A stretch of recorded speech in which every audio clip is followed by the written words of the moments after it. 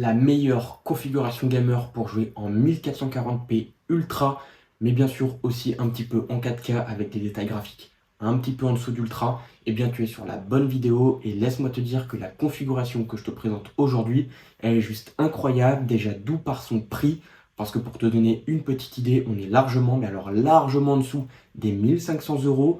Et autre point très intéressant à savoir, c'est que pour te donner une idée de la carte graphique, on est largement supérieur à une 4060 Ti qui, elle, permet déjà de faire tourner les jeux en 1440p dans des conditions plus ou moins intéressantes. Mais là, on est vraiment au-dessus. Donc autant te dire que le PC va être super intéressant par le prix et par les performances que tu vas avoir en jeu. Donc si tu recherches un PC gamer dans un budget largement en dessous des 1500 €, tu es sur la bonne vidéo. Et déjà rien que pour ça, je t'invite à t'abonner, à liker cette vidéo et puis bien sûr à laisser un commentaire si jamais tu as des questions. Ceci étant dit, on se retrouve directement pour le PC, c'est parti. Donc du coup, c'est parti pour la configuration et on commence tout de suite avec le premier composant de ce PC. Et donc bien sûr, c'est le processeur. Et donc là, on va partir chez Intel. Et donc je te propose le i5 14400F. C'est un excellent processeur, il possède 10 cœurs. Et donc tu pourras faire tourner tous tes jeux dans de très bonnes conditions et faire aussi du multitâche. Voilà, c'est un processeur qui a vraiment des ressources. Et donc c'est pour ça que je te le propose, 246 €. Voilà, c'est un bon prix pour ce petit processeur qui est très intéressant. Si on était parti du côté d'AMD, on aurait pu partir par exemple sur un Ryzen 7. Mais voilà, très honnêtement, je te conseille plutôt le i5 parce qu'il a 2 cœurs de plus que le Ryzen 7, par exemple 5700X ou 5800X. Donc là, celui-ci, vraiment, il est très intéressant. Je te le propose aujourd'hui. Et donc 246 €, ça reste correct, même si voilà, Intel, c'est toujours un peu plus cher qu'AMD. Du coup, maintenant on va passer à la carte mère. Et donc pour la carte mère, je te propose aujourd'hui une MSI Pro, la B760M à Wi-Fi en DDR5. Et donc voilà, c'est une très bonne petite carte mère. Tu vas pouvoir mettre ton processeur 14e génération sans aucun souci. C'est une carte mère qui est faite pour justement la 14e, la 13e, la 12e génération, etc. Donc tu n'auras pas de problème de mise à jour. Elle est déjà compatible. Donc ça, c'est plutôt pas mal. Tu as aussi le Wi-Fi. Donc ça, je sais qu'il y a beaucoup de personnes qui recherchent le Wi-Fi. Donc celle-là, elle l'a d'office. Donc c'est intéressant. Et cette carte mère accepte la DDR5 jusqu'à une fréquence de 5600 MHz de base. Et puis après, en OC, tu peux monter jusqu'à 6800. Mais nous, aujourd'hui, dans cette configuration, on va se contenter de la RAM en 5600. Comme ça, tu n'auras pas besoin d'aller dans les paramètres et de bidouiller quoi que ce soit. Voilà. Tu montes ton PC, tu installes tes pilotes et puis tu joues. C'est parti. Donc voilà, pour cette petite carte mère. On passe tout de suite au composant suivant. Et donc, pour refroidir ce CPU, on est parti du côté de Depcool, donc le très bon A400 Zero Dark Plus.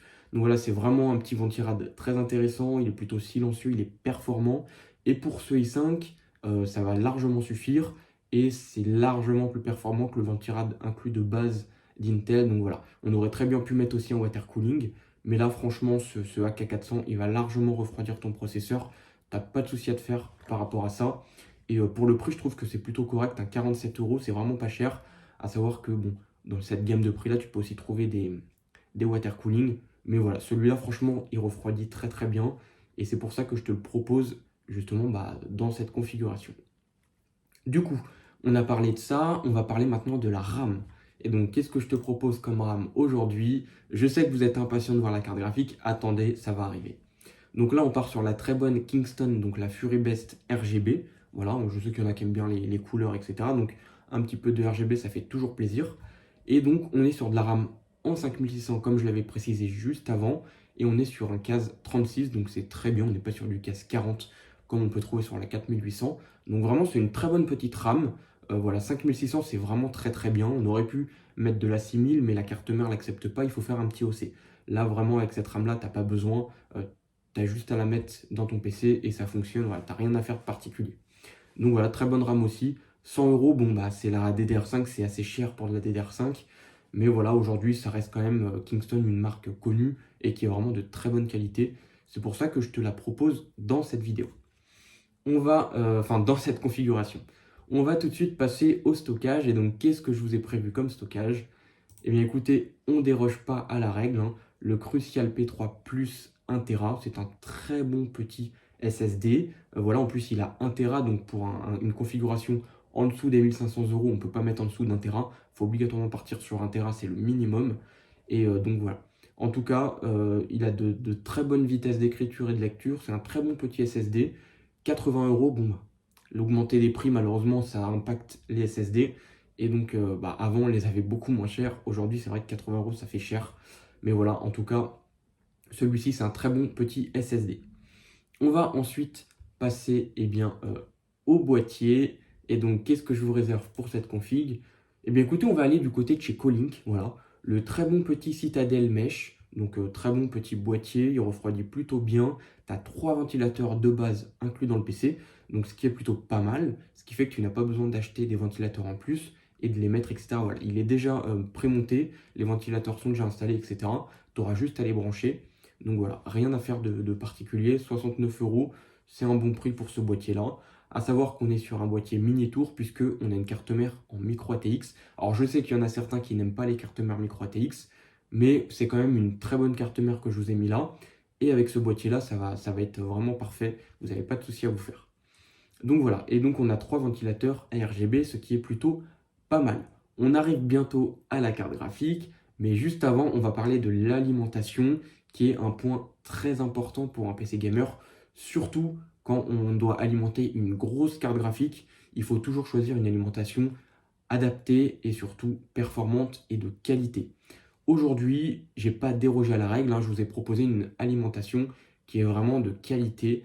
Et donc, on part du côté de Seasonic. C'est le best du best en termes d'alimentation. Il n'y a pas mieux. Franchement, pour moi, Seasonic, on va dire, c'est la marque de cœur. C'est la marque que je préfère en alimentation, puisqu'ils sont vraiment excellents. Et donc là, on a la très bonne Focus GX en 750 watts modulaire et bien sûr en 80 plus Gold. Donc autant se dire qu'avec cette alimentation-là, tu es tranquille pendant des années.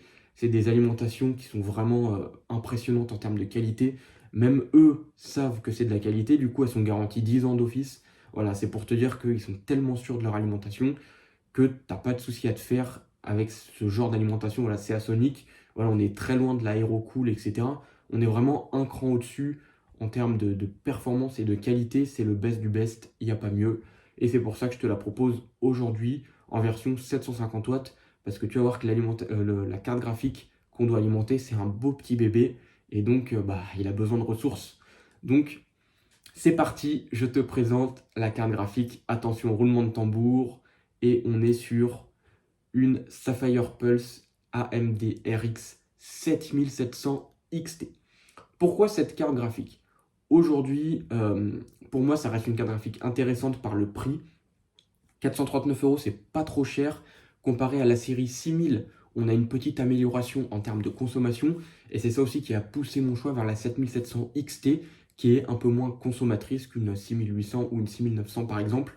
Donc c'est pour ça que je vous présente cette carte aujourd'hui. Le prix a un petit peu baissé, voilà, bon, 439 euros, ça reste très correct pour ce type de carte. Surtout que si on la compare à ce qu'on trouve actuellement sur le marché, eh bien on est au même prix qu'une 4060 Ti, qui se vend aux alentours des 400 euros. Et avec cette 7700, autant te dire que les performances par rapport à une 4700, une 4060 Ti, pardon, sont largement supérieures. Donc très honnêtement, tu n'as pas de souci à te faire par rapport à ça. C'est une excellente carte graphique.